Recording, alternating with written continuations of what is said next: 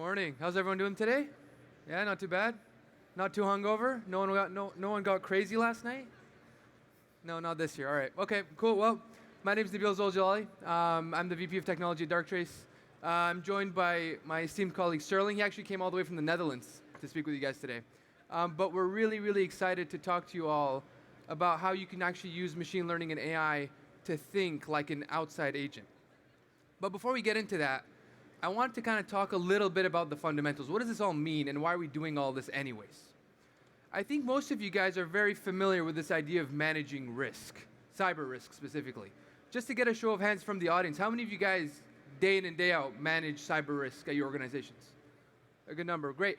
Of those people that raise their hands, how many of you are done managing cyber risk? One, all right, brave man. But if you actually look at cyber risk and how you manage it, right? You could do it in a multitude of different ways, different permutations and combinations.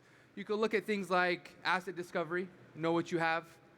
You could do things like vulnerability management, find out what kind of CVEs there are, what priority you need to use to actually go through them and actually get rid of them one by one. You could even do things like red team and blue team exercises, right? Have an offensive outlook or a defensive outlook in terms of really testing what kind of risks could come to fruition and realize themselves. The reason I'm talking about all this is actually for one simple fact. When you look at this, something becomes very obvious, which is risk isn't static, right? It's dynamic, it changes continuously, it evolves. And what this really means is whatever you use to manage your cyber risk, that will also likely change and evolve. So when you think about this from a fundamental perspective, this is a real challenge that I think most of you guys are familiar with, this evolving idea of managing risk that never ends, and it's continuous, and it's dynamic. So that's one part of the problem. Now, I'm going to park that for a second and talk a little bit about AI. Because AI and machine learning are incredibly exciting ideas to think about. And I want to talk about a few of the milestones and trends you see. The first is what got most of us excited about AI in the first place. It was these really massive technology companies throwing a very large amount of resource, building these massive generalized AI models. AI models that could learn language. AI models that could create art. These kinds of AI models, they're very interesting and exciting in terms of kind of stimulating our creativity, but they have a few really big challenges. For one, data labeling is a problem that isn't going away anytime soon. And you guys have likely heard the phrase before, garbage in, garbage out. What we're starting to see now, though, is this trend moving away necessarily from these massive learning models to more data-centric or entity-centric machine learning. Machine learning that is really focused on a specific application, a specific use case, leveraging data that's already well classified and well labeled, so that you kind of skip over a bunch of those fundamental challenges that are really hard to address, and you can actually start to gain some real insights. Now, what happens once you gain some really good insights from machine learning models? You want to do something with it, right? I don't think it's much of an overstatement to say that no security team wants more work these days. Nobody's putting their hand up and saying, yes, please give me more alerts. Please give me more reports. I have all the time in the world to look at this and to play with it. So the next big milestone is how do you take insights from any kind of learning model and turn that insight into action in a way that doesn't require a human? Is the learning good enough that humans can trust the software to take some kind of decision, right? And this is the kind of next step that you see with machine learning trends, is once you start going from this big creative idea of AI to very narrow or very data-centric AI, then it's about having that AI actually take actions, whether it's a machine learning application that's filtering through trash and picking out recyclables, it's actively taking out things out of the pile because it can make the decision because the actual learning is good enough, or any other kind of action that you like. But to get there, to get to this second milestone, you need the third piece, which is the AI needs to be explainable. And this is something that I hear customers speak about in frustration all the time. I think everybody is sick and tired of hearing about some black box that does some fairy dust magic and out pops some great insight that none of us understand or know where it came from. This idea of explainability and the ability to very clearly communicate how a specific learning model got to the conclusion that it did and took the action that it did is important for really one fundamental and mostly psychological reason. If you actually read a lot of AI machine learning literature, there's this very common idea of why don't we trust machine learning with more? And one of the big arguments out there is that if a human makes a mistake, humans normally make mistakes, so it's okay. But if we have software that's designed not to make a mistake, and the software makes a mistake, that is absolutely not okay. Nobody's happy with that, and we all go, yes, absolutely not. And you actually see this in one of the biggest applications is healthcare. In healthcare, it's very hard to have machine learning take actions, because if the machine learning misdiagnoses something, nobody has tolerance for that, even though it's been proven that a lot of healthcare experts make way more mistakes than a machine learning model could. And then the last one I just wanted to make is, how do you amplify the benefits of any technology? Fundamentally speaking, you need to have some kind of amplification mechanism that usually comes in the shape of some kind of feedback loop. Feeding back what you learned, the decisions you made, how good or bad they were, back into the system to continuously improve it is actually a really, really important step to, over the long run, making whatever learning model you have higher fidelity and more accurate and precise. So what happens when we bring these two things together? This idea of risk that's dynamic, that's ever-changing, that we need to always adapt with, and this idea that there is machine learning and AI that has some really good applications, some limitations and trade-offs, but it actually works really well in a dynamic sense. At Darktrace, our technology vision is to actually think about all the big areas where machine learning is good at learning anything that's dynamic and fluid, and being able to feed back the output of what it generates into the next step. What do I mean by this? If you have a security team that's looking through logs and trying to find threats, let's say they're threat hunting, what they're going to do is they're going to look through mountains of data. They're going to have a few hypotheses based on the data that they're seeing, and they're going to start interrogating those hypotheses. Why did this happen? Is there anything historically that I've seen that could either validate or corroborate what I'm seeing here? And when they find that information, then they move into a response phase. So they go from detecting something to wanting to respond, right? Now that we know what this is and we've identified it, we need to do something about it. And then what they do is, from time to time, maybe once every quarter or once every 6 months, they'll do a proper preventative test. They'll invite penetration testers or a proper red team to poke around, find things. And what usually comes out of that is this long report that shows all the things that they were able to achieve. That report then goes back to the security team that says, okay, well, if this were to happen again, how do we make sure to detect it? And how do we make sure we could respond in a timely fashion? And all of this to say that even if you find something and stop it, that's still not enough. You have to heal it. You have to fix it, make sure it doesn't happen again. Make sure that just because you stop the threat, you're able to actually go back to a very healthy, normal state.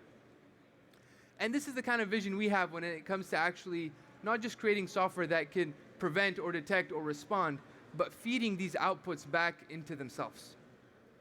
If we could do autonomous preventative measures, then we could take the output of that and feed it into detection capabilities and remodify our sensitivities.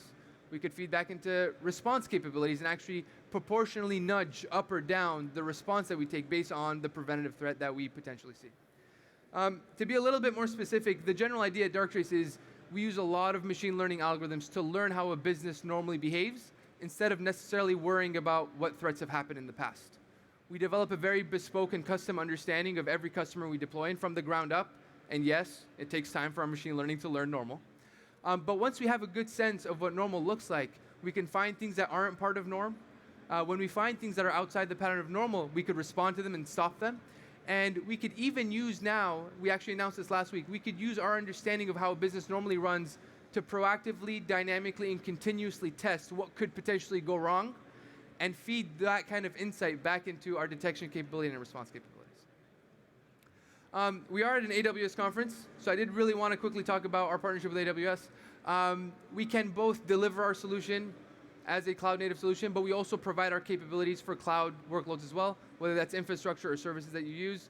And it's all the things that you would expect. You know, we have quick start templates to deploy this stuff out of the box. We can transact over the marketplace. We're well integrated with a lot of the different data ingestion services that AWS offers. We could also even use Lambda scripts to actually take our autonomous response and push it through all types of different customized responses that a customer would want. But with that, I wanted to hand it over to Sterling, who's going to talk a little bit more about this idea of preventative security and how we use machine learning to act like an outside agent. Sterling, over to you. Yeah, thanks, Nabil. So Prevent is, for Darktrace, a a new thing. We are working on actually emulating the way that a hacker would attack a given organization. The way we first do that is by assessing external assets, so anything facing from the web, IPs, networks, domain names, and doing a continuous technology discovery over those web assets. So what we're essentially trying to do is emulate the way a hacker would attack an organization, try and model ways that we can find assets, assess them, and look for vulnerabilities. As Nabil mentioned, like vulnerabilities are continuously changing. Therefore, we always need to have this continuous monitoring approach to essentially discover those key assets. So once you have those crown jewels, what we then try and do is build and emulate the ways that a hacker would attack those. So running automated penetration testing, using AI to build those models to copy the way a hacker would create and simulate, emulate the attack. And once we have that basically figured out, we then look at the desired state and the current state, compare that with each other, to then also build a safety layer over that. So that's also feeding back into the detect and response part of Darktrace. So maybe zooming out now to look at prevent as a module. We have attack surface management, which we'll be showing you today. We'll do a quick demo in a second. But it's only the small part of a larger and a wider group of products which are actually going to be kind of filling out throughout the summer, which will be known as Darktrace end-to-end. So that'll be a combination of what I just talked about, looking at attack path modeling, looking how a hacker would assess and attack those critical assets. And then from that, also looking at the business, so looking at the people in the business, how do they respond to these kinds of attacks? Are they security aware enough to actually maintain visibility over these threats as well? And that'll then feed back into Darktrace detect and respond, which will then essentially harden the systems as well, look back at what attack surface management has found and feed that through back into Darktrace as well. So here are some use cases from attack surface management. I mean, there's a bunch you can really focus on. Some of the things we regularly discover are things like shadow IT, so websites which have been set up by marketing, maybe being forgotten, so blind spots, but also things like phishing domains, anything which can impose on a brand, cause damage, and essentially compromise the entire business as well. It's also things like misconfigurations, supply chain risks, so we're able to scopelessly essentially look at any brand, find websites, any kinds of missing domains which could be picked up. And there's really a lot of kinds of use cases, but maybe better to just go to the demo now and show you it in the flesh. Let's have a look. Could we switch the demo, please? Great. There we go. So this is essentially attack surface management, the dashboard. What we do to basically start a discovery process, what we put in is a brand. So a hacker wouldn't work with the scope. They go purely scopeless. They'll just essentially Google your brand. They'll look for Showdown, look for any kinds of exposed endpoints which they can discover. And what we do is continuously assess and discover those web assets. That's actually visualized here. So let me just move over here.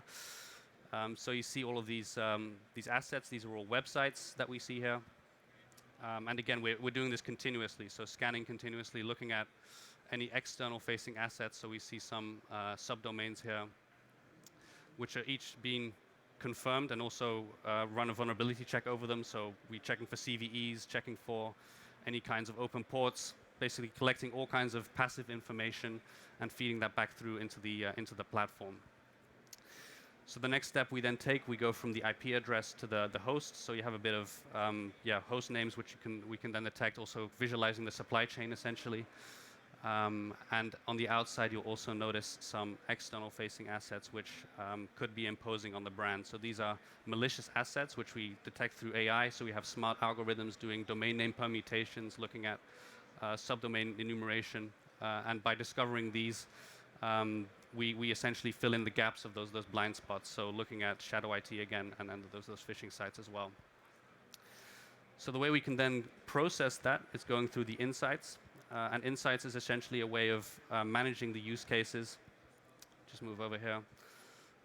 We have multiple use cases which we can discover. So we have here the risks, and these risks again are continuously changing. So we are running CVE checks on each asset that we find. Maybe go ahead and click on some sites to discover a high risk. Just discover those, and then from that we can then, 1 second, having some issues here. So from that we would then also have this overview. So when you see some assets coming in, they will automatically be added here. You have a risk rating distribution, so you see the level of risk over time. What's also really great about this dashboard is that you're able to essentially add any brands that you want. So we have use cases for mergers and acquisitions. You can just literally add any brand that you like, even a third party. And what we then do is run those vulnerability checks, continuously checking over the external domains, looking at any kinds of software checks that we can do. You then also see the breakdown of the risks. So you would find informational risk, SSL risks, a whole range of kinds of risks that we can find. And then again, moving back to the attack surface, we can maybe have a look. Just check if it's on. Sorry about this. So again, this overview, I think the technology overview is really great. What we can then do is look at all of the applications that we find within the digital estate, and then also using that as input for risk alerts. So if we see any kinds of threat alerts coming out from the CISA or any kinds of NIST notifications, we would then also alert that back and feed that back through into the platform. Maybe just to move over to some other shadow IT examples that we can show. One really common thing that we find are websites which are registered by employees, for example. We can just narrow that down here. So we have a lot of use cases here. Maybe checking the non-standard domain registrations. So here we have an asset. You see holdingsinc.com. This is a really common use case also with attack surface management. We discover websites which have been registered by employees, but with their own personal credentials. And by running reverse whois searches, we're able to find any kinds of websites which have been used for personal purposes. So think of like family pictures, but lots of other things as well. So things that people do for personal choice, and using their own company email, which is generally not best practice. What we also often find are websites which basically impose on the brand. So think of typo squats, which have been used to kind of create lookalike domains. And these are used by the platform to assess and monitor for mail server changes, checking for any content changes. So is there a site appearing with phishing domains, or are they copying sites? What we can then actually do is run AI, so looking at certain logo detection, looking at color schemes, seeing if it actually matches up to the brand's actual color schemes, and basically format. So this is essentially what we try and do with attack surface management, is discover those external assets, assess them continuously. As risks are dynamic, the attack surface is dynamic.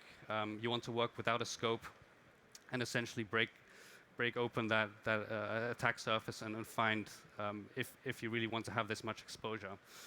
Some use cases are also to minimize the attack surface, running things behind VPNs.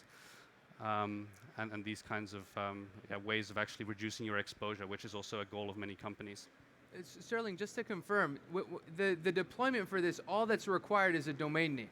Right. So it's scopeless, it's agentless, it's hardwareless. Like, it's just you type in a domain name for a business. Literally, yeah. Can you tell us a little bit about how you get from domain name to all this stuff?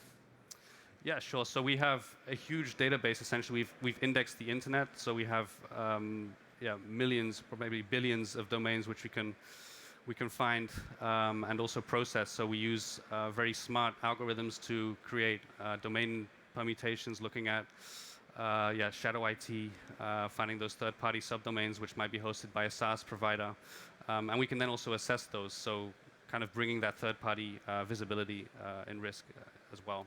Perfect.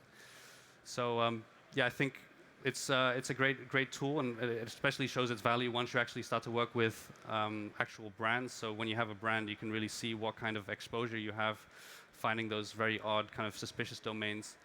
But feel free to come around to our booth. Our booth is right over there in the back. We can show you a demo, go into more depth. and then just show you basically the power of the platform. We just kind of touched the surface here. But that's attack surface management. Thank you all for joining us. Hope you enjoy the rest of the conference. Thank you.